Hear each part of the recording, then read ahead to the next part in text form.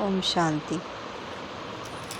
बाबा ने कहा, बच्चे, इन कर्मेंद्रियों से प्राप्त सुख अल्पकालिक है अर्थात विनाशी है, और जब तक आप बच्चों को इनसे प्राप्तियों का रस अनुभव होगा तब तक आप अविनाशी सुख और शांति का अनुभव सदाकाल नहीं कर सकते।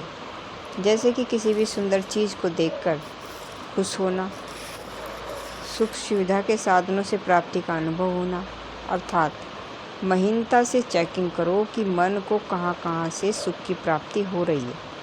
यदि इस देह और देह की दुनिया से ही सुख की प्राप्ति होती रही, जो कि अभी अभी सुख और अभी अभी दुख देने वाली हैं, तब आप सदाकाल के लिए अतीन्द्रिय सुख का अनुभव नहीं कर सकते।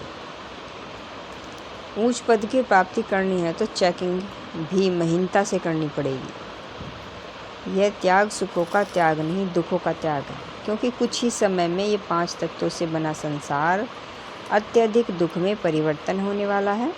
बस सब कुछ करते भी अपनी मन बुद्धि सब चीज़ों से निकाल मुझ में लगा लो, अर्थात स्वयं को विशेष आत्मा समझ मुझ परमात्मा के प्यार में खो जाओ। क्योंकि परमात्मा प्यार से प्राप्त सुख ही अविनाशी सुख है। यह मत सोचो कि इसका भी त्याग करना है, इसका भी त्याग करना है। नहीं, केवल आपको इन सब चीज़ों का ज्ञान होना चाहिए और संकल्पों द्वारा परमात्मा द्वारा प्राप्त खुशी सुख अर्थात बेहद और अविनाशी प्राप्तियों में रमण करो। इसके लिए केवल संकल्पों के डायरेक्शन को चेंज करो, क्योंकि परमात्मा सुख ही हमारी संगम युग की प्रारब्ध और भविष्य की प्रारब्ध बनाता है। जब त्याग करते हो तो भारी हो जाते हो, और जब प्राप्त हुई प्राप्ति और प्राप्त होने वाले सुख के बारे में सोचते हो तो ऑटोमेटिकली उमंग उत्साह में आगे से आगे बढ़ने लग जाते हो।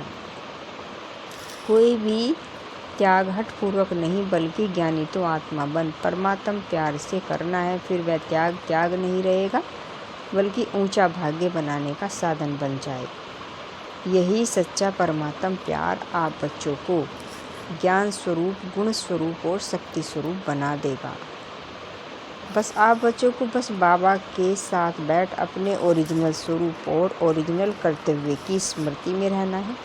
अतीन्द्रिय सुख आत्मा और परमात्मा के मिलन में है, ना कि इन 5 तत्वों से बनी हुई देह और देह की दुनिया में है। इसलिए इससे संपूर्ण रीति वैराग्य लाओ। यह बहुत सहज है, क्योंकि इस समय बाबा का फुल सहयोग है। बस संकल्पों द्वारा इसे बिल्कुल सहज समझकर करो। अच्छा, ओम शांति।